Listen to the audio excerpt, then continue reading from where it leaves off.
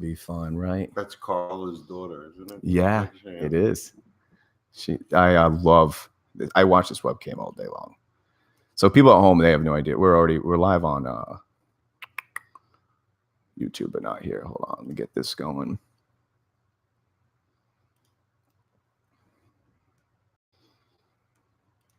So let me. What should I message my daughter?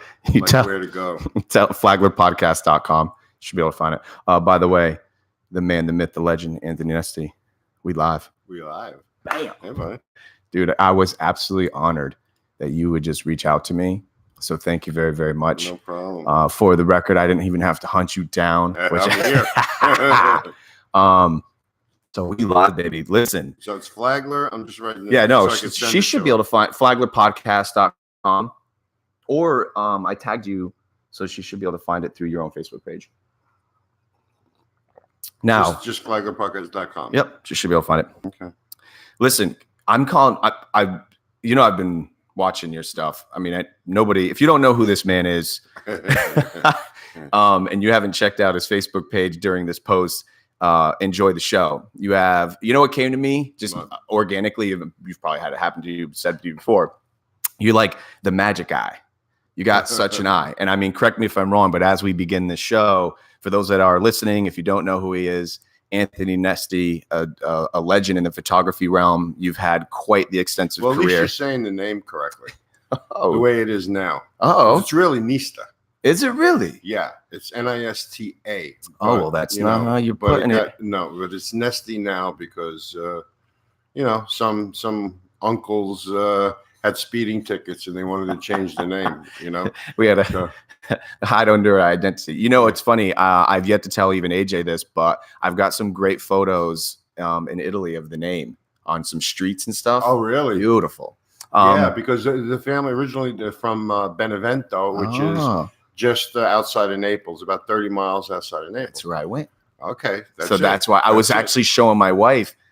They spelled it differently too, and believe it or not, it was a lot of graffiti there. It was beautiful. It wasn't like gangster graffiti. It was this beautiful, and the name was all over the place. So I took a bunch of shots of it. Cool. So I'll show you that later. But once again, for those people got to know, if check out his stuff. We're going to cover some of it, but Anthony, we got to take it from the top. Because this is actually, for those that are listening, this is my first time actually getting to meet you in the flesh. True. Now, I've known your son for quite some time. Right. He shot my wedding. Right. And I got to meet him just organically too. We weren't even friends from high school. So he came, we met at Kokomo's. Oh, cool. Treated me like, you already know this probably, but man, what a amazing experience it was to have him part of that day. Yeah. He's anybody that I know that's looking for that. He's a great kid. He's just got the knack with people. He literally was helping us break down the wedding at the end of the day. But what an amazing experience. Cool. So that apple in the tree thing is probably working here. Yeah, I'm proud of him and my daughter too. I mean, Jessica's now shooting. She modeled for many years. That's how I got into this whole fashion thing. Let's take it from the top. Because of Jessica, but she's shooting now. So she's from a model now to a photographer. So she's doing really well. Well, for me, I told you this is going to be a great show because I get to meet you finally. What was your beginning steps? Because your resume is amazing. So let's go back. Let's take it from the top. Where do we start? I start when I was a little kid. Sure. Where are we? We're in Manhattan. Okay. My dad was a stagehand for NBC. Okay. And he worked the Johnny Carson show. Wow. Back in the day. So here I am, a little kid, 6 years old, 7 years old, and I'm going to the Johnny Carson show. So I was just, blown away, taken away by the lights, the cameras, the action, everything that was going on. So I think that kind of put that feel in me, that desire to hey, maybe this is cool. This is good to be around, you know? So when it was time to, either go to Vietnam or go to college, it was okay, we're going to college, Right. So I found a school in Florida that had television production and film production and all that. So I went to St. Pete, JC, for a couple of years, did a semester at USF, went back to Manhattan. Okay. And went into the New School. There's a college, I don't know if you're familiar with it, but it's called the New School. I'm not. And remember James Lipton used to do all those things with the Actor Studio? Okay. Yeah. That's the New School. So you did what, like from like you're 18 to 19, you're in Florida. Yeah, give or 19, take 20, a couple of years. You peace out back to Manhattan, right? And then enroll in there, and just got more knowledge, met more people. My instructor there, the professor, he was a producer at ABC, so he helped me a little bit. Thrown me jobs, ideas. Go see this one, go see that one. So that's how that came about. Were you about. freelancing that fast too? You started picking up odd and ends? Yeah. Awesome. Yeah. So I started working for a Puerto Rican television studio, doing Goya commercials and all this other stuff. I mean, it was good. It was a learning experience. Right. Did that for a little while. Then worked on a production for General Motors, another producer out on Long Island. Okay. In Great Neck, where my wife and I lived when we first got married. We were in Great Neck. So there was a production company out there I got involved with, and we went on the road for about 3-4 weeks doing a feature on the new GM motorhome. Wow. So I was just the grip. I was an assistant, sound man, cameraman. I was doing like anything, for whatever it was, $75 a day. So it was, at that time, that was you kidding me? Good money. It's good now. So now I get we have a meeting, production meeting. The producer goes, anybody have a still camera? And I'm the only one that raised my hand. Yeah, I do. He goes, he gives me a number, and this is before cell phones and all this. So here's a number. When you get a chance, call this woman in Detroit. So she turned out to be a public relations person for the printed media for GM, and she told me we need pictures of the motorhome in a couple different locations. Can you do this? And I said, yeah, I can do that. Right. She goes, well, the only down part is we only have $2,000 in the budget. And I was like, well, okay, that's fine for me. I'll be there at noon. Good. Yeah. So get back, and I said, man, still photographers can do that well. I had no idea. Mm-hmm. So started researching that. Next thing you know, I'm starting to buy more still equipment. Right. And then one thing led to another, and you build a little portfolio, and you just kind of start knocking on doors. Give me a timestamp as far as age-wise. What were you, 20-ish when you're doing the Detroit hustle now? Let's see. That was, I want to say it was before my daughter was born. So it was like 74, 73, 4-ish. So I was like 22, 23. And now, isn't AJ or the daughter's older? Yeah. Oh, yeah. She just looks better. Jessica's the baby. Yeah, yeah, right. Okay, so she's and you have the two. Yes. So you had her. AJ wasn't around yet. No. So now you're bringing the family up to Detroit for this job. No. Or you just went solo. This was just where the job came from. Oh, okay. I was on the road. We were traveling through New England doing this motorhome gig. We had an acting family. Mother, father, and two kids, and we just, there was a script and the whole bit. So it was actually like a little mini film, a PR film. Okay.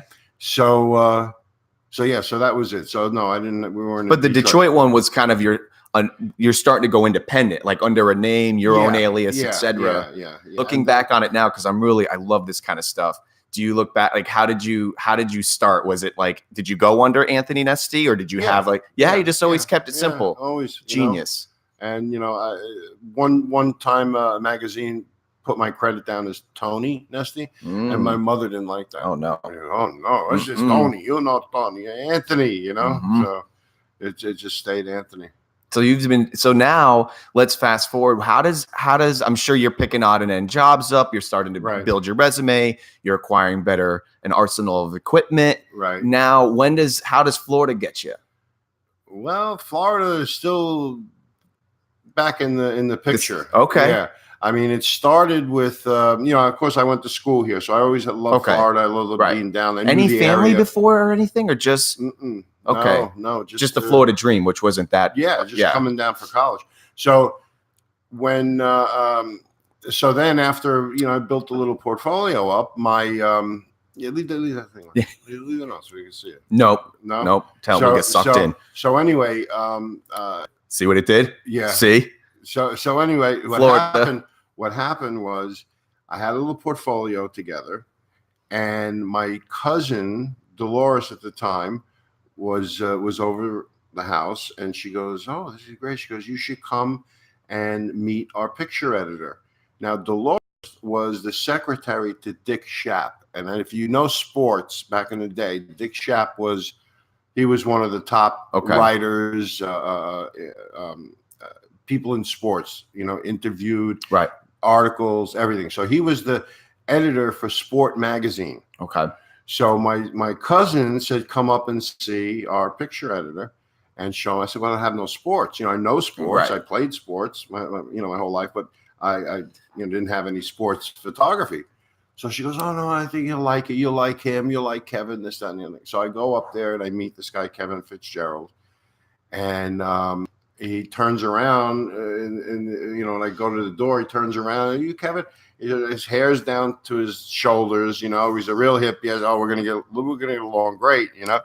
So sure enough, Kevin liked my work, liked what I was doing, and helped me out in the way that what he did was he was able to get me credentials to go to the games on speculative basis. Wow. So he would say, okay, the Giants are playing the Rams. Right. So here's a list of players from the Rams or from the Giants that we might do stories on. So I would go and I would focus on those players, give him the film. He was actually picking the film, and he would pick some pictures, and then he started using some of the work. So he was sending, I would get credentials anywhere I wanted in New York. Right. Go to a Yankee game, go to a Met game, he would just take care of me. It was great, So I was living the dream. Right. So now I started really doing well with the sports photography. I was capturing, key moments in the game and all that. So I was doing well.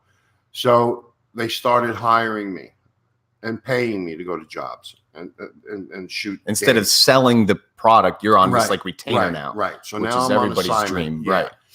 So one thing leads to another, and I did that for a few years. And in the meantime, Kevin, who I'm still friends with to this day, he's one of my best buddies. God bless. He gets a job at Sports Illustrated. So now I stayed at Sport Magazine for like a year or so. I was still working with them. So one day I'm talking to Kevin, and he goes, hey, we have a new picture editor, which happened to be John Dominus. Now, anybody who knows photography, the name John Dominus, like the Michael Jordan of it's amazing. He's like one of the legendary Time Life photographers. So all the Life magazines, so he's legendary. So I said, really, John Dominus? So now I get an appointment, to go meet him. So I'm sitting there, and this is the day before, the days before. Look at my website. Right. It's like you have to have a book with printed pictures in. So he's looking through everything. He's looking at some of the assignments I did for sport, of course, and some other things that I had in there. And it was maybe 15 minutes or so. And, he's not really saying much, just looking at the pictures and kind of shaking his head a little. So he closes the portfolio and he goes, very nice. He goes, I really like your work. And he goes, what are you doing Saturday? And I nearly fell off the chair. I said, Saturday? Nothing, nothing. I'm totally free. Right. So it was right around the beginning of college football season. Oh, wow. And he said, we're doing a story on the upcoming Heisman Trophy candidates and this and that. So he goes, I'd like to send you to South Carolina. George Rogers is up for the Heisman. This is in 1980. There's George Rogers is up for the Heisman. And, I'd like you to go and just, shoot. We're doing a column, and it was like, just, shoot black and white. This is back in the days when they told you either shoot color film or black and white. Wow. So it was for an inside column, what they call a column, which was just the black and white kind of thing. Okay. So, but who cares? Right. I'm down there. I'm working for SI. I'm like, I'm on the sideline shooting George Rogers. I just, everything he did that game, I was there. Right. The camera was on his face. He went to the sideline. I'm on him. Anything he did. So now he's sitting like the last quarter of the game. He's on the sideline pretty much, and I'm shooting and shooting. I didn't pay attention to the score or anything. Right. So now film goes back to New York. They look at the film, it's a weekly magazine. So like you're every week, every week. The frequency, the turnaround was just amazing, So now the magazine comes out. I got like maybe 3 black and white pictures in there. George Rogers, I was like happier than anything. So now years go by, my whole relationship, I just want to get to the punchline. No, yeah, here. absolutely. So now years go by. I spent about 17 years working with them, Wow. you know, and then HBO also in the mix. But so I'm not working for them anymore. I'm in Florida, but every time I would get a picture in the magazine, you know, I would get paid residuals and this and that. And they would usually send me, this guy Jeff in the office would always send me a copy of the magazine. Nice. Right.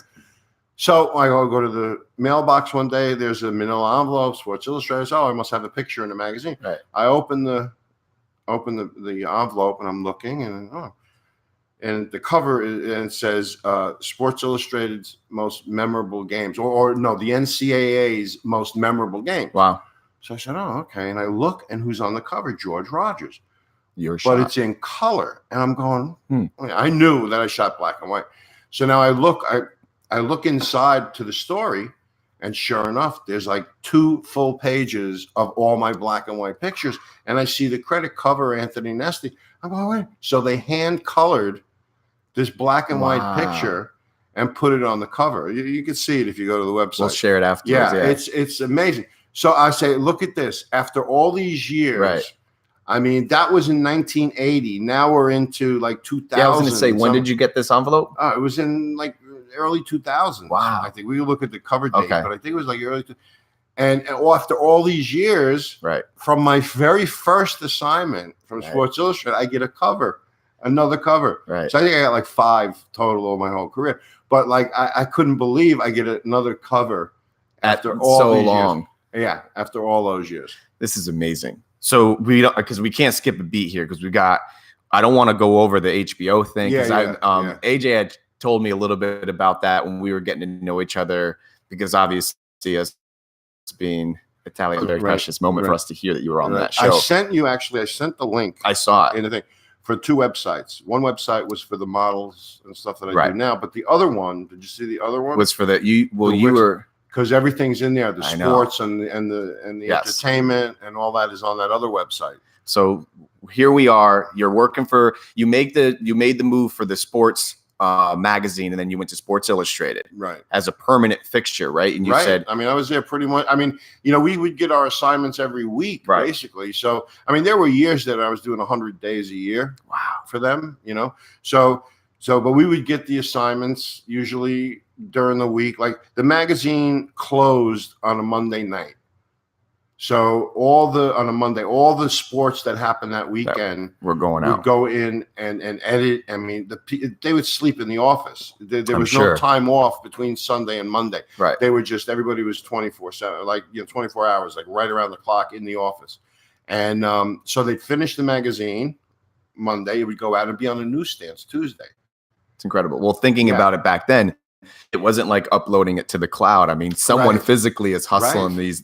It was printed in Chicago, I remember. Wow. So, you know, there was a lot of, please, I took Learjets from games to get the film back to New York just for the film. It wasn't me. They didn't care about me getting back. It was like, get the film back to New York. You know, so yeah. So now, at what point in your career, when you're doing the Sports Illustrated, are you now starting to get asked for once again? Okay, so let's go there. So that transition happened this way. Now, so Kevin was still there doing a few things. He was a boxing editor. He did some basketball, right? So I would get the odd boxing job. I was doing a lot of.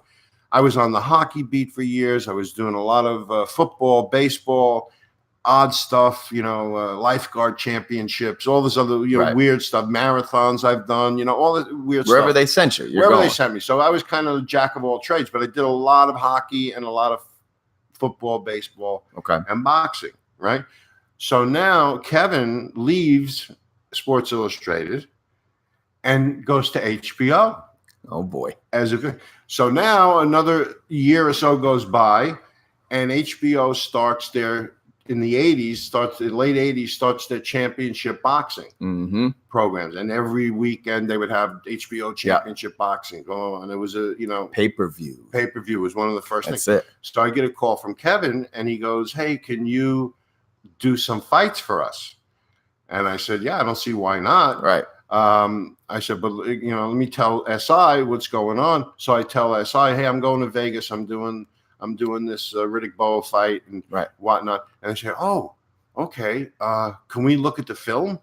You know, have first dibs on looking at the film. So I said, let me check it out, because I know that HBO was using the material, the content, for future fights. So in other words, if they signed Riddick Bowe to 3 or 4 fight, contract, then I would be shooting this fight, but the pictures from that fight would be used to promote like marketing paraphernalia and stuff. Okay, I got you. So they're not into it for news, whereas SI is into it for news.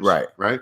So I told HBO, hey, you know, they could look at it as long as they process the film. So now there's like about maybe a $400 or $500 fee to process the film in the lab. Now, Time Inc. had its own lab. The 20th floor was just a lab for every Time Inc. magazine. It was the best. Wow. We had the best technicians, the best, lab personnel and machinery and everything that you could ask for.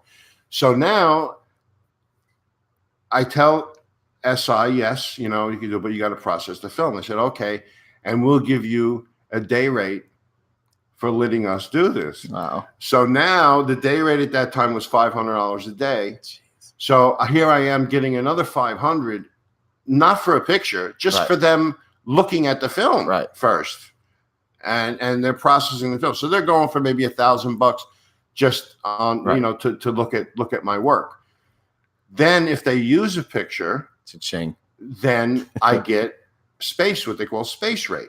So space rate was determined by the page. So if you got a full page picture, it was $500. If you got a double page, it was $1,000. Covers at that time were $1,500. And then there was a derivative of that one $500 page. So it would go down, to $250 But the lowest I think it was $125 was the lowest you could go, even if it was, tiny. So anyway, I started doing that. So, I mean, I was going to Vegas a lot. I was going to Vegas so much for these fights that I get audited. Okay. Give me an age, not even a year. In the 80s. So I'm like, you're getting audited by the big guy. Yeah. So we're getting audited now. Okay. I said to my accountant, I said, why are they auditing? He said, I don't know. He said, we did everything right. So you sure you didn't try to sneak something? Right. So he says, no, we did everything up and up. So I said, okay. You got the dreaded letter in the mail. So now he goes, I'll go. It's my job to go. I'll go to the meeting and see what they want. So he goes to the meeting. I'm like, what the hell are they going to say? Right. Comes back that night. He goes, you're not going to believe. They asked me one question. Come on. Why does this guy go to Vegas so much? Oh, okay. And I said, I can't believe that's the only question they wanted to know. Because well, I guess they're trying to keep track of any kind of, I mean, I'm sure. Yeah, what am I, laundering money? Right, exactly. I mean, something, Right. Well, why is he going to these casinos all the time? Your profession was not really, you were kind of you're pioneering this profession, even though photography is probably, it's been around since, but still to make a living. So it's like every month or so, this guy's going to Vegas. What's going on here, Right. So it was pretty funny. So now you're doing, what an amazing, this is fantastic, because I guess it all has to do, we're going to get to this point, but I feel like we're like God's made, all my little metamorphoses that I've been through, I keep preaching to people, like, just keep staying focused. And here's like a byproduct of you having, just knowing the right people, being in this right place at the right time. It's like, do I believe in nepotism? Yes, I do, but only if you can produce. I mean, if you're a crappy photographer or you're a crappy framer for a house, I'm not gonna say, oh yeah, use my buddy here. He's a framer, and then the job looks like crap, and then it comes back to you. So yes, nepotism is cool, but you have to perform. Correct. You have to, wear the right shoes. Yep. Well, like you said, your product speaks for itself. So now here we are. So it's amazing that you were able to, for a minute there in the story, I thought you were going to tell me like Sports Illustrated was going to have it out with HBO just because they're two conglomerates and they're we're not sharing. It's the same company. Is it really? Of course, Time Incorporated. It's unbelievable. It was Time Incorporated. Yeah, so it's the same company. So that was why everything was You were just able to kind of show them, hey, this is how this could work. Yeah. So now where does I don't want to skip anything, but and where at the same time, that during that same period, I'm shooting some stuff for People magazine. Wow. Some other, you know. So all of their publications that they got out of that 20th floor pumping out.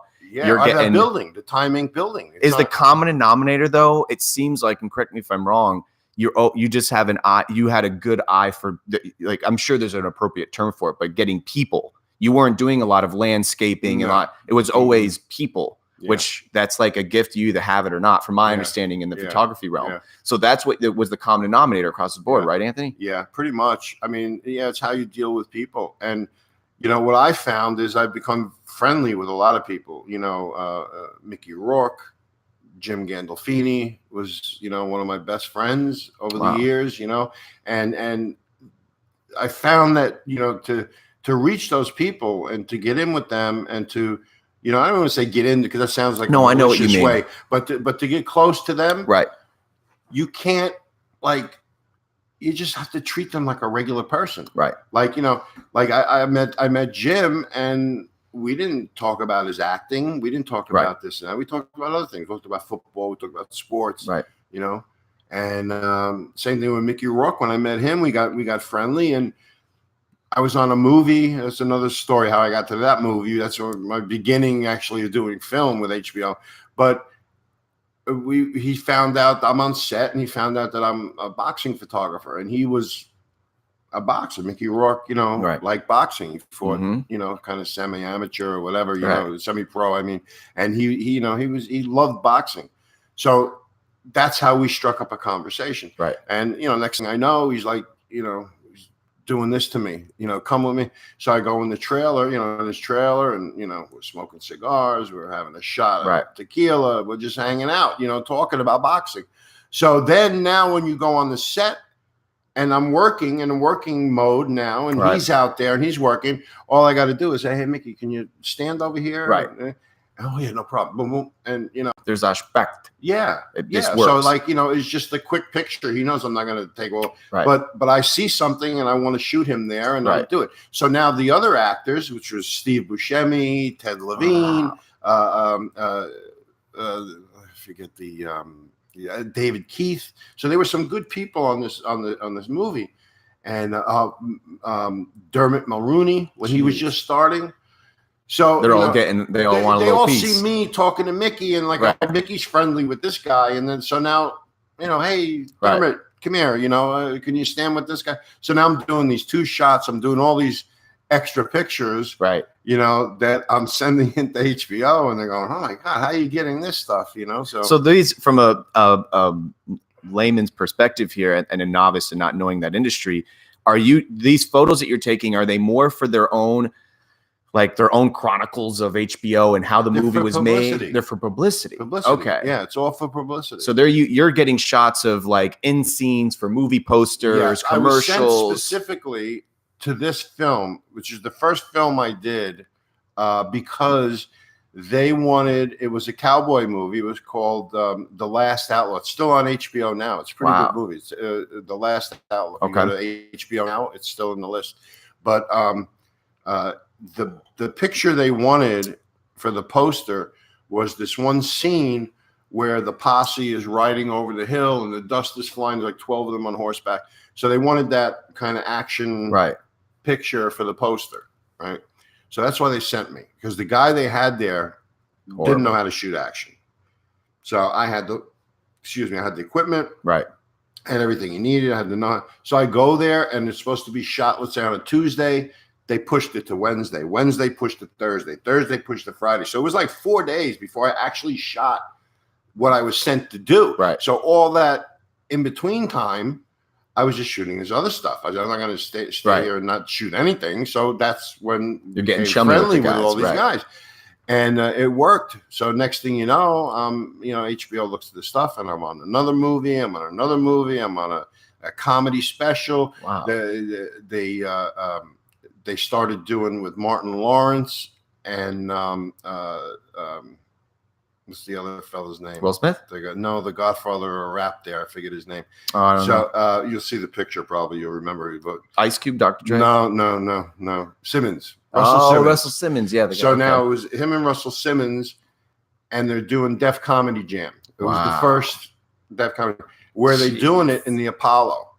And they're like, oh, who the hell's going to go to the Apollo to shoot this stuff? This is back, You're again, like, that's early my hood. 90s or whenever.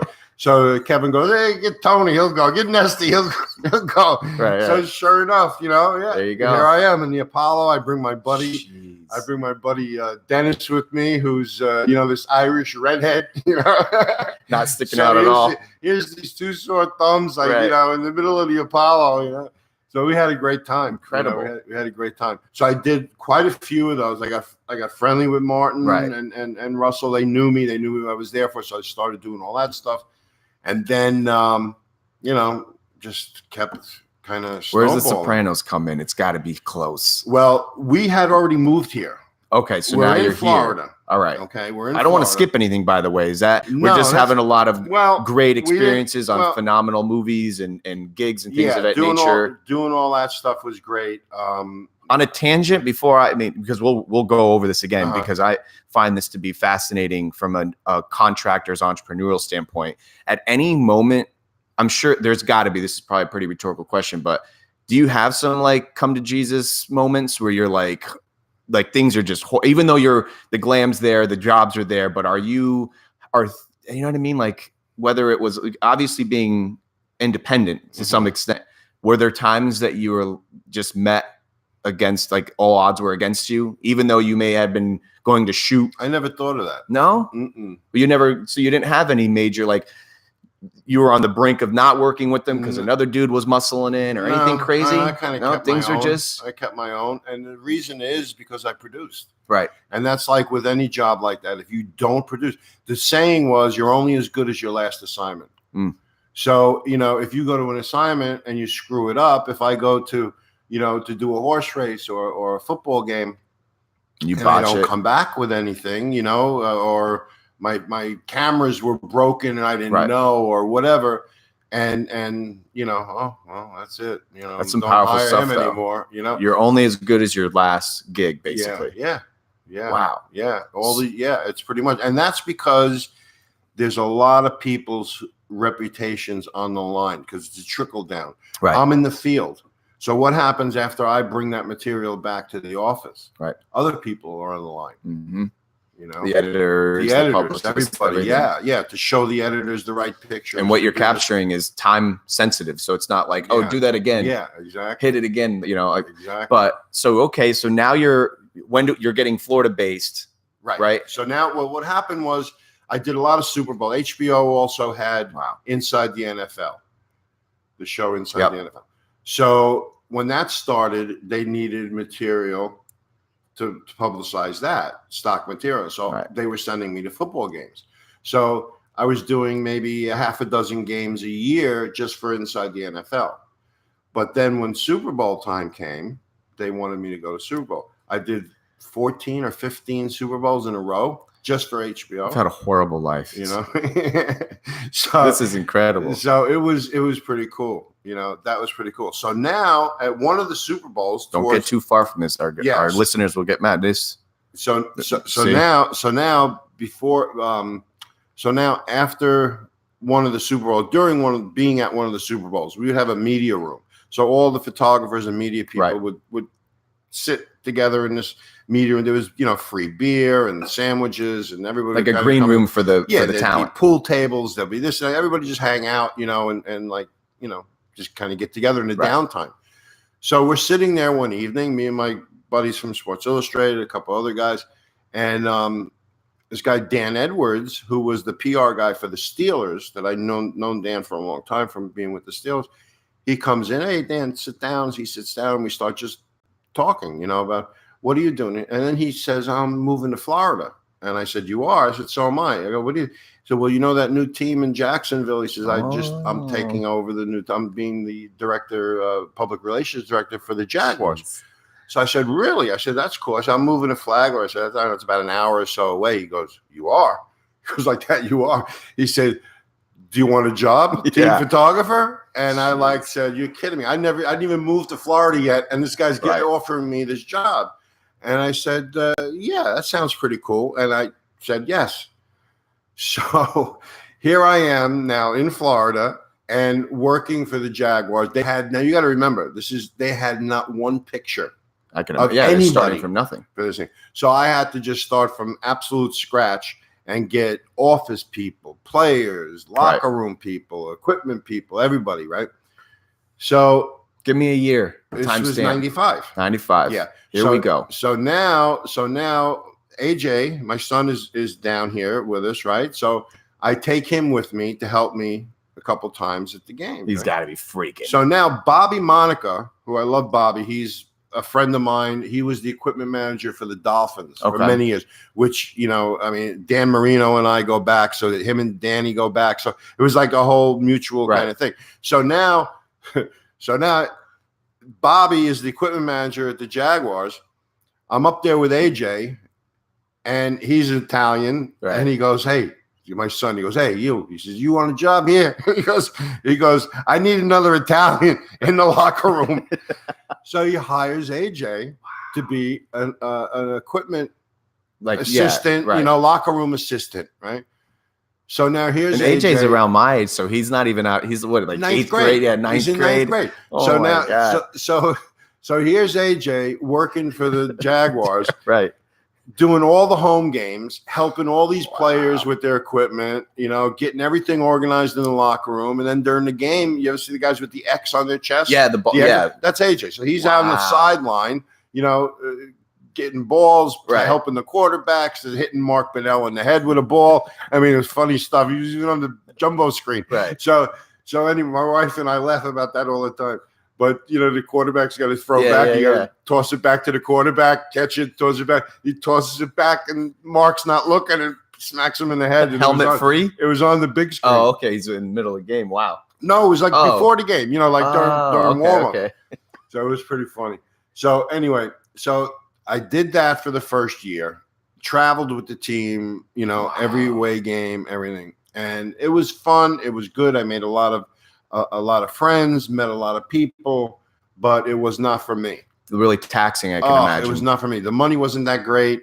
Even though the NFL took a lot of shots, and they acted as an agent to the photos. Okay. But we made a little money, but it was like too much for too little. Right. And in the meantime, I was getting calls from Sports Illustrated. Hey, can you go do the Gator game, or can you go to Alabama and do this game this Saturday? And I go, I can't. I'm on the road with the.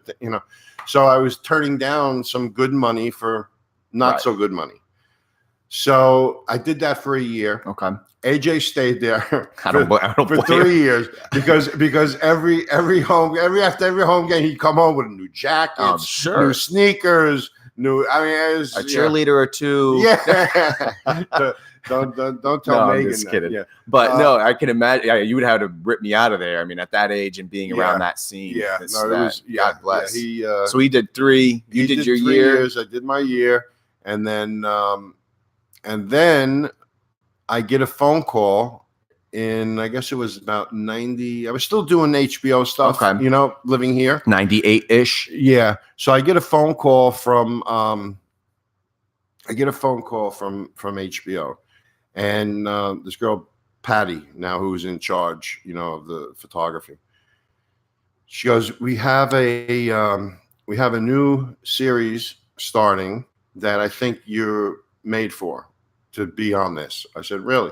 She goes, yeah, I'm going to send you the pilot episode and the script, and you can check it out and tell me what you think. So she sends me the pilot to the Sopranos and the script, and I'm showing it around to friends. I was actually went to New York. I had it with me because I had to show a couple of buddies up there, see what they thought. Of course. Everybody just went batshit crazy over this series, the pilot. This is great. This is great. We love this. This is great. So I'm telling HBO, I said, everybody I show this thing to love it. They love it. So anyway, season starts. 6 months to do 13 episodes. That sounds like a lot in a short period of time. Yeah. So I moved back up to New York. Wow. It's a union gig. Okay. So now this is another good turnaround story. So now I got to get in this union. Okay. There's not only a VIG, but you have to be introduced and inducted into this union by other people. For those that don't know, including myself, what's an acronym VIG mean? Like a VIG is like what you got to pay up front, like the welcoming fee. Yeah, right. I see. So now, I called the union. I said yes, and I said, I had found one of my dad's stagehand cards, his union card. God bless. And I said, my dad was in the union, this union here, the stagehands union, blah, blah, blah. I was telling us, what it says on the card. She goes, really? She goes, let me look this up. She looks it up. She goes, well, that union turned into our local. That local turned into our local, into the cameraman's local. Damn. So, which I had to be in, which was like 600, I think it was. So, sure enough, she goes, you're in. She goes, you just got to. Just like that. Grandfathered in because of my dad. After all those years. So she goes, you just got to pay the VIG. I said, oh, really? Is that much? She goes, $5,200. So I said, okay. So you got to come up with $5,200 before you even get the card, right? So we wind up doing that. And let me tell you, it was the best move I ever made because that $5,200, I mean, after the first week was nothing. Right. Paid for itself. Yeah. So so here I am in New York. I'm living at my in-laws' house in Deer Park, Long Island. Okay. And I'm working as a local. We shot a lot in Queens. Okay. At Silver Cup Studios, and we shot a lot in Jersey on location. So every day I would, go to the set. So I was on the job. It took us 8 to 13 days to shoot one episode. And I was Is that normal? Yeah. I mean, I'm not in the media. It depends on how much you travel. Oh, that's true. Yeah, if it's on location or anything. Okay, so how about 2 weeks for one episode. How much you got to move the set, and right? How much is involved? One time we went to Italy. I saw that photo for 10 days. We went to Italy. So that was really cool. It's incredible. But so that's How long did that last? Were you? I did it for almost 3 of the 2.5 seasons. Okay. So that entire time you resided in New York for the best. Those 6 months. 6 months. Mm-hmm. Okay. 6 months I was in New York. The family was down here. Okay. In Flagler. And then I would come back and, hang out. And so that's how you got so close with the whole, like most the people that were in it. And because I remember, and God bless his soul, when he had passed away. What is it, 2-3 years ago now? Yeah. 2 more. Is it been? It's crazy. Yeah. It's so fast. Yeah. And I remember you were posting things, and I didn't realize how like intimate you guys had been, with you. And of course, AJ had just told me this, surface side, like my dad worked on the set and this and that. No, we got we got pretty close. Wow.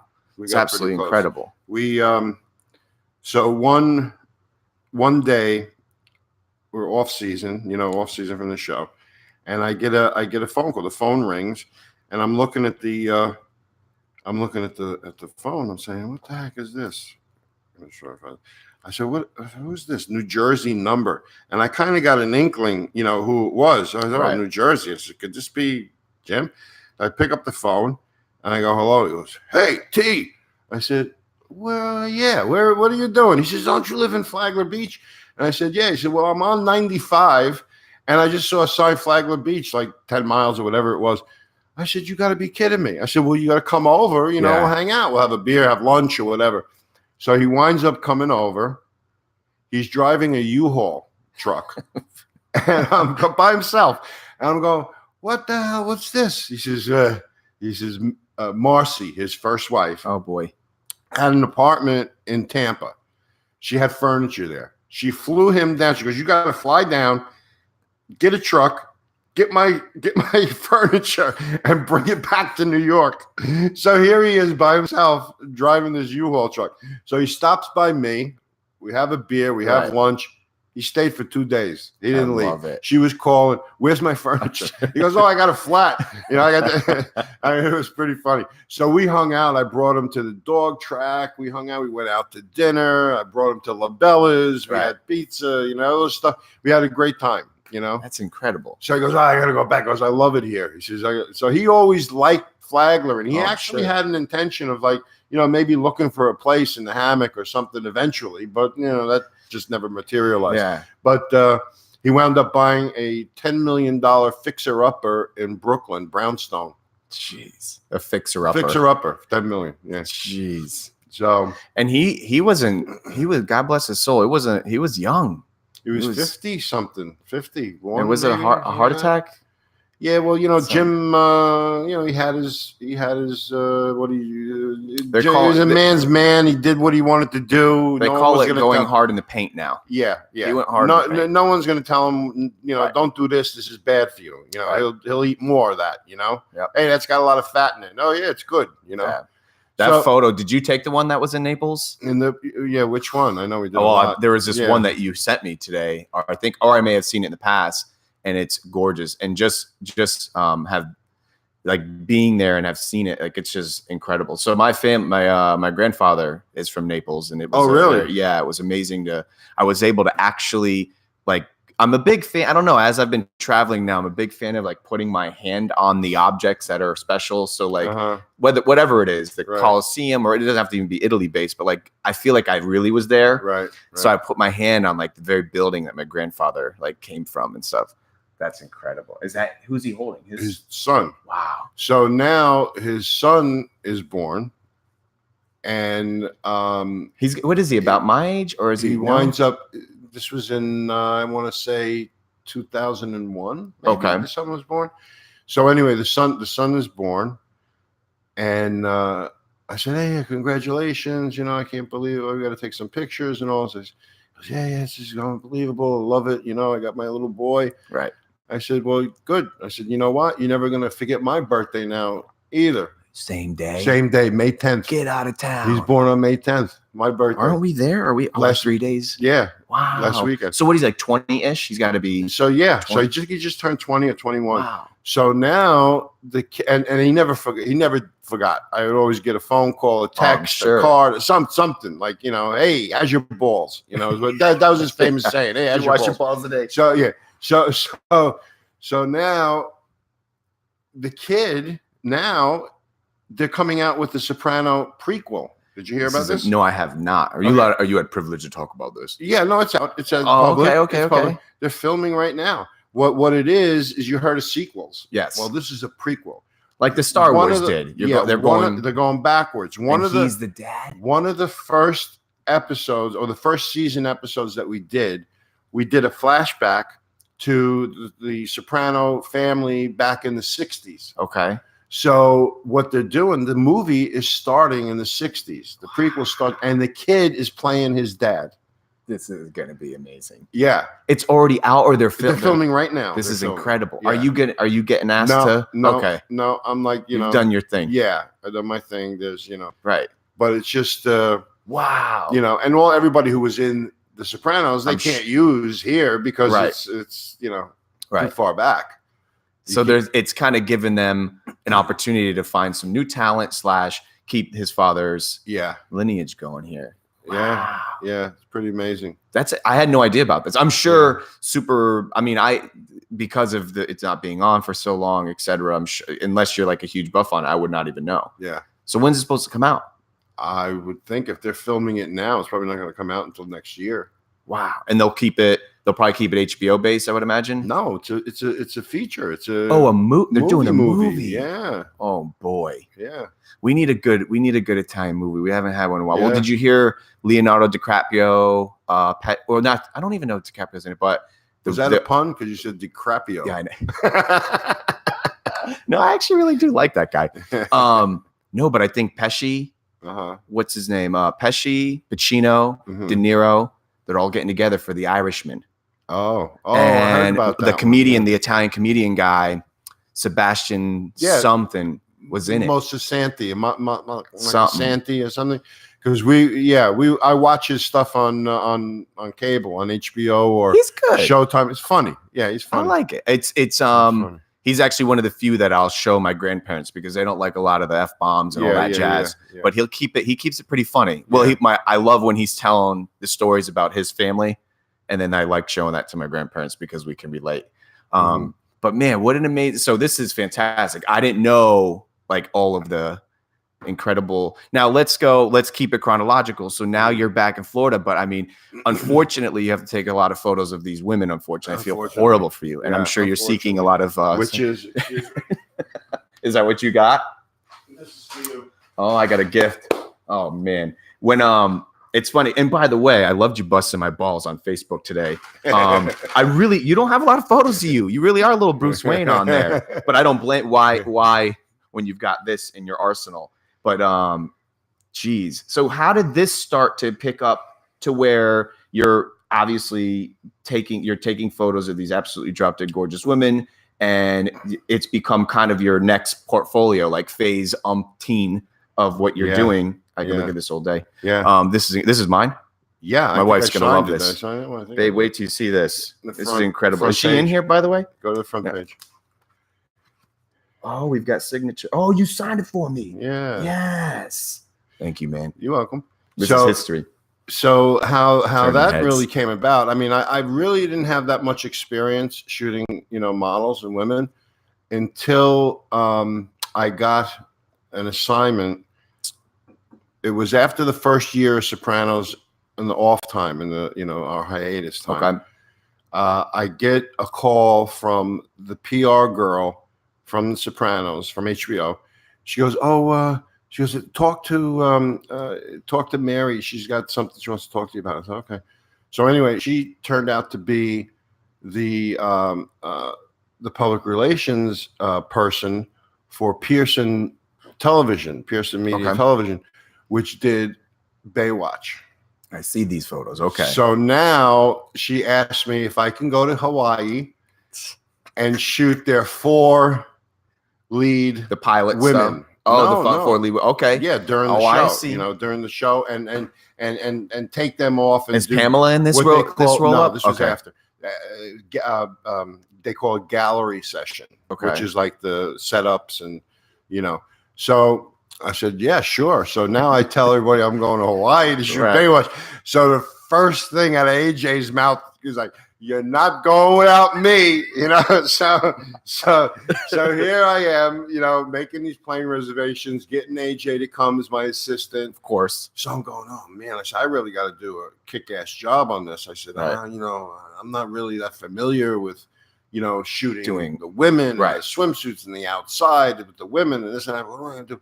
So the first person I called was Walter Yost. Okay. Walter is like the Michael Jordan of Sports Illustrated. Okay. That did the swimsuit issues. He was like the main guy for years. He was like the main swimsuit issue photographer. Okay. So I call Walter, and he's like a legend. So I call Walter. I tell him what I got to do. So he goes, "Oh, boys, okay." He says, "Where are you leaving from?" I said, "Well, I'm leaving from Florida." I said, "But we're going to be in Honolulu, in Hawaii." He said, "Okay." He said, "Do you remember Welsh?" He tells me. And I said, "Yeah, I do." Now, Welsh was one of his assistants that I had just met in passing, like, from other jobs. Right. So he goes, "Call Welsh, and I'm sure he can help you out. He knows everything." So now, yeah, sure. Why not? I call the assistant because he knows what the photographer needs and how he does it. So he's the main assistant. So he goes, "Yeah, Welsh will take care of you." I said, "All right." So the guy's name, he's a lighting assistant, and his name is Welsh Golightly. Go figure. Go figure, right? How perfect that is. So I call Welsh. So I said, "Okay, here's what we're doing. What do we need?" Now I had an unlimited budget pretty much on my expenses for this, of what I needed to bring to Hawaii. So Welsh goes, "I'll take care of it all." So he gets the equipment out of LA. Jeez. All the lighting, all the boxes, the soft box, anything that we need, he gets out of LA rental and ships it to Hawaii. So I never even touched a box, the light. So we get there, we all hook up, we get in the hotel, boxes. Does he go? He meets you there? Yeah. So he meets us in Hawaii, and so now the 3 of us, me, AJ, and Welsh, we just had a hoot. I mean, we just had a great time. I mean, year. I love the years. You gotta. Yeah, this was 2000. Okay, I want to say 2000. Yeah, and so we did great, and you What know an the experience. women. So that's how it started to kind of be the segue to. So now I kind of like, okay, I'm Right. comfortable now to work with these models. Right. You know, because they gave me these 4 models. I had wardrobe, I had hair and makeup, I had Welsh, I had AJ. I said anything I needed. You know, Right. Hey, can you grab that? You know, but it was done. You know, so it was really easy for me. All I had to do was visualize. Right. Everything else was like kind of taken care of. So it was really cool. So so now we get back to Florida, and I start working again a little bit here and there, other HBO things and everything, right? So now my daughter Jessica was modeling for years. She became very successful in New York and Miami. She was with Wilhelmina and Click Agency, the kind of top agencies. So she goes, I'm going to stop modeling. She felt like she was too old. She wanted to stop modeling. And she wants to start her own agency now, her own modeling agency. So I said, oh, that's cool. I like that idea. You know, I think you'd be good at that. She's very hip to, you know, models, what's good, what's not. And well, she was in it. She was in it. She knew exactly what to, you know, what to do. So before that happened, she gets approached by a friend here in Daytona who's starting a magazine called Image Magazine. Okay. And he said, Jess, I need your help. I want you to come and help me not only be vice president of the magazine, but I want you to be the fashion director. Nice. For the magazine. So she accepts. So she winds up staying in Flagler. And then it becomes the point, like, we need photography. Who's going to do photography for cheap? She knows a guy. Yeah, she knows a guy. She's got a connection. So next thing I know, I have my daughter teaching me how to shoot fashion and shoot the models and do this, don't do that, do this, you know, all that stuff. Coming from a woman's perspective, too. Yeah. And it's like, you know, she was the best. You know, we get along great, and she was the best. You know, I remember like going into the makeup. You know, the girl's getting her makeup on. She's got all the wardrobe laid out, everything laid out. I said, okay, what are we shooting? Shooting this. Oh, we're gonna do this dress next. Okay, great. So I'm looking. I pick up a pair of earrings, and I go, oh, these earrings will look really good. She gives me the look that only, you know, this Italian kind of look. She goes, grabs the earrings. She puts them down. She goes, don't you have lenses to go clean? You know? So it's a good relationship. You know? It's like she knows how to say, like, Dad, go. Take a walk, you know? So this is fantastic because this is why your photos in this realm. I mean, I know you more in this genre, obviously, because I'm a younger buck and I'm only seeing what digitally is out there now. The stuff that was, you know, way past before my time. But this is incredible because I know enough about you from the outside is that, like, these women in general are like really admire the fact that you're able to. And it's interesting because just like even in anybody's profession, anyone could take a photo. You know, it's right, especially now, digital. Right. So anyway, but then when you look at what you're able to, you're giving them something that they're obviously not only proud about, but it's versatile. It can be used in their marketing paraphernalia. They can sell it to agencies, etc. But see, I didn't know some of your secret recipe was the daughter probably behind the scene, like, Dad, those earrings are dum-dums. But this is fantastic. So is she still involved, So she's still helping me. What happened was Jessica moved to Manhattan. Eventually, after the magazine, a couple of years of the magazine, and then that just folded.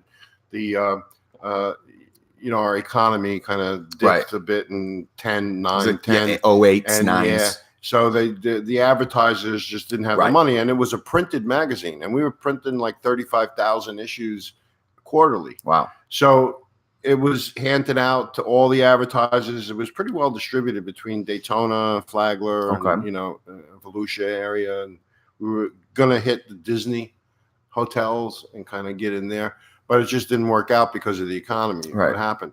So Jessica went back to Manhattan. She got a job as a personal assistant to some Richie Rich, and she did that for years. And she was up in New York for about 8 years, living in Manhattan. Wow!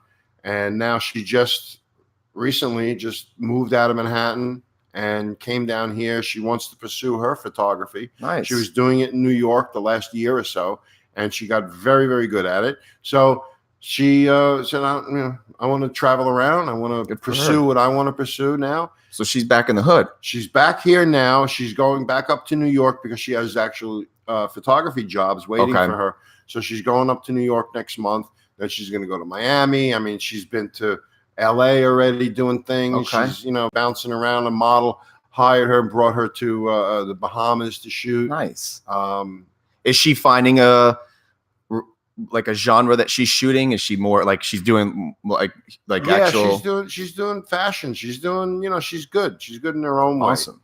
She just has her own little personal touch. I mean, she's got a great website too. If you get time, it's just I'll post it here. Neste photo. Yeah. Well, she's it's in the blood, man. Yeah. And AJ too. AJ's too. He's taken off. He's doing so good. I've been married now 6 years, and no joke, man. When I met him, I wasn't lucky enough to know him growing up in high school because he was a little bit. I graduated in 02. He was a couple years older than me, but I knew of him. Right. You guys, the name and your family's legendary around here. So I was like, I knew of him, and I knew people were fighting for his, his workmanship on that. And when I got to meet him, I mean, it was just. But you know this better than I do. It's one thing. I was dreading it. I'll never forget the day we went to go shoot he talked to me, not even from a salesman perspective, but to do the engagement photos. I didn't want to do no engagement photo. I didn't want to do any photos, to be honest with you. You just want to get it over with. But when I got to meet him, I was like, dude, I just want to hang out. Sure. Whatever you say. Yeah. So I remember that day I had a cocktail or two to kind of take the edge off. Didn't even need it. Like hanging out with him was like, probably once again, what's in your blood is he just made me feel good. I remember he took us out. He took my wife and I to the pier. From there, we went to, what is it? Old Dixie Highway, where it's all the trees. Yeah. The loop. And I mean, the dude's just making you feel comfortable, which is probably why the photos came out so well. And it was just amazing. Yeah, that's it. That's really what would you say? I mean, so here we are now, 2019. This is the majority of your portfolio these days, right? This is kind of these days. Yeah, this is out now on Amazon. I got approached by Amherst Media to do the book, and because they saw my fashion, they saw what I was doing around. And then also what happened was I got approached before this. I got approached by American Photo Magazine, which was one of the top photography magazines out there, and they started workshops around the country, sponsoring workshops. Them and Sigma, which is a camera lens company, Sigma.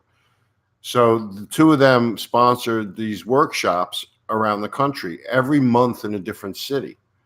And we would go, and they would rent a big ballroom in, say, the Marriott or Hilton or whatever, and set up 8 different backdrops with lights. Each backdrop had like 3 lights set up. We would hire 13, 14 models. Wow. They would rotate through the backdrops. And at some venues, we would have 100 people at these workshops. Wow.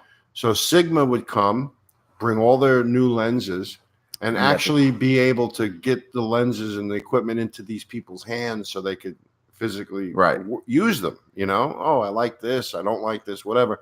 But then they would have a dealer, a local dealer, say if it was Chicago or Miami or LA, whatever, they would have a local dealer there with a table with some of his stuff, memory cards, camera bags, whatever. But he was there to sell the Sigma lenses because Sigma couldn't sell them.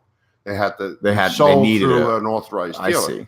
So, but they would use them. They would give you your driver's license, take whatever you want to use for the day. Right. So this went on for a couple of years, these workshops, and I loved it because every month I knew where I was. Right. Okay, we're going to Seattle. Right. We're going to LA. We're going to Austin. We're going to Chicago. Every month we were in a different city. Right. New York. So it was really good. I could schedule it, and then if I was in another city, I would touch base with models that I knew were in there that I wanted to shoot with, or they wanted to shoot with me, and then pick up some extra. So smart. Some extra work while I was there. So I would stay. They're paying for my flight. Right. They're paying for my hotel. Right. So I'll stay an extra day. If I got to pay one day for a hotel to make an extra $500, I'll stay. But the people you're around at that moment and those shows are all like-minded / Yeah, photographers. they're photographers. They're all. I mean, Enthusiasts. some of them had absolutely no clue what they were doing. I'm sure. I mean, I'll never forget this one woman. She was, you know, in her like early 70s, let's say. Her husband just died and must have left her a ton of money. She had $50,000 worth of equipment around her neck. I mean, 2 camera bodies, big lenses, all this stuff. I mean, it's just amazing. Camera bags, this that she comes with. And she shooting on automatic. And I'm like, wait a minute, you know, you got to learn how to shoot. That was my pet peeve. You got to learn how to shoot on manual. Take these cameras off automatic. You know, it's like you're going to learn the right way. You know? So that's so now I do private workshops. Okay. Now I do one-on-one workshops with photographers, which I find really. I used to do the Comino. Yeah, I used to do workshops there with a buddy of mine from New York. Okay. And we would do 2-day workshops with like 6 to 8 photographers, you know, 3 or 4 models. And we would kind of take over the Comino and use that as our home base, you know? So, but we're not doing the groups anymore. So I'm just doing my one-on-one that I could do at my own place. I could do at my studio, my house. I have everything I need there now, you know? Well, that's good to know. I had no idea that you're doing that. Yeah. So for those that are pursuing photography or even in the mix and you want some like no joke mentorship, they can hire you for X amount of time and or like, hey, I'm going to be doing some it's on Facebook. I got a couple pages on Facebook and one of them is the Beach House Studios workshops. So you can check that out and email me from there, you know, or give me a note from there. I wish you did web because I always looking for more mentors. I'm a big believer in however you want to dictate success.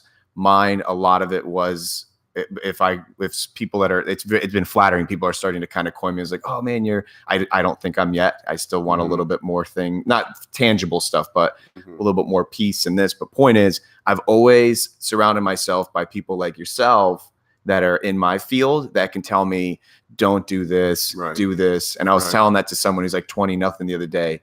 And I could tell he kind of had a chip on his shoulder towards life. 'Cause I remember being 20 and thinking the world wasn't going to work out for me too. And I said, hey man, and I guess he had never heard it before. It's funny.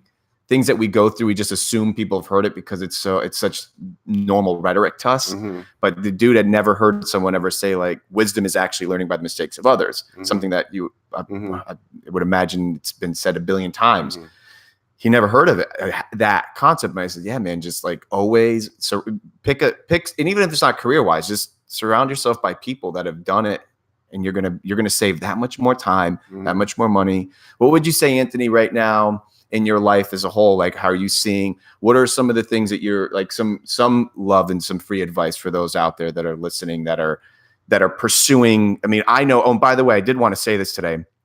I've heard about 3 or 4 people that are very dear to me today alone. I don't know if it's the weather or it's just that time of year where just seasons are coming, but there's a lot of people, lack of better words, going through some really shitty things right now. And I always want to reiterate that throughout all of my shows. And those that know me personally, the show is not about glitz and glam.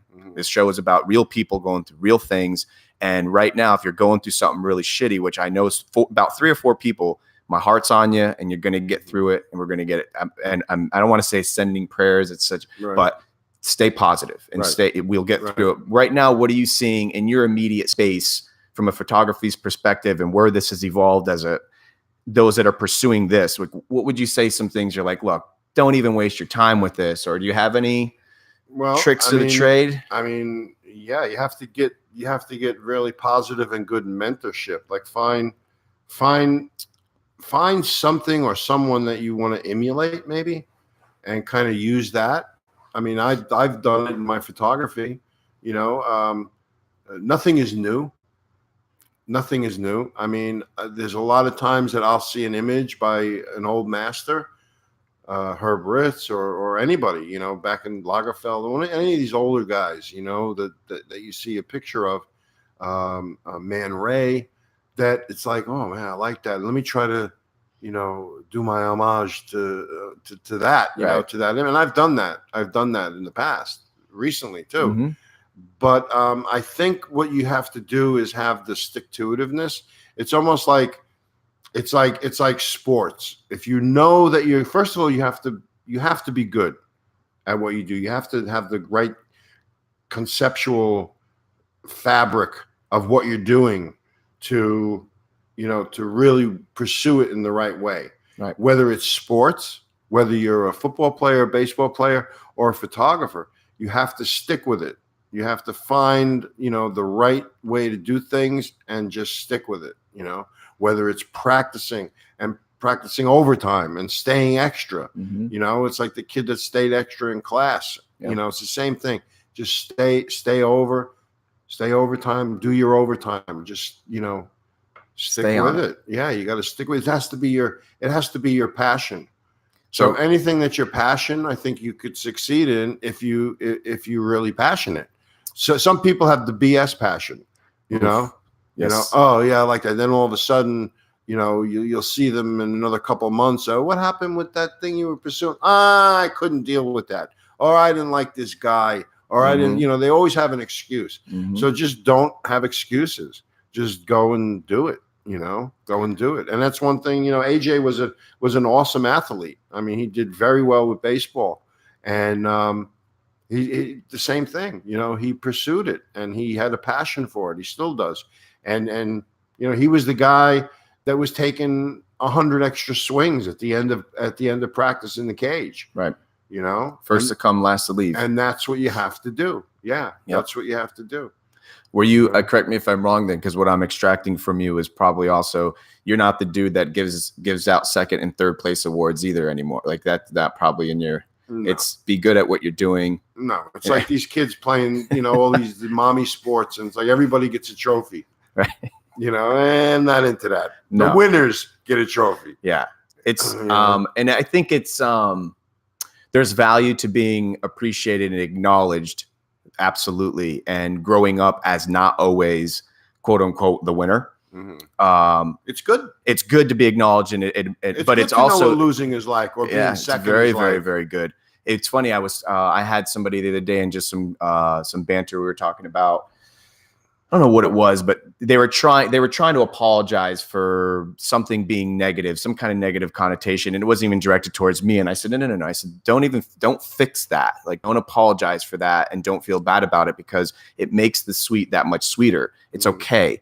But I think you said something that's resonating with me. And that is whether it's your passion or it's your profession or something you're pursuing, there is a fine line between, like, if you really do just kind of, if you're not good at it, you don't have a knack at it, don't try selling it, would probably be something that I would piggyback off of what you're saying, where there's nothing wrong with trying to continue to perfect it.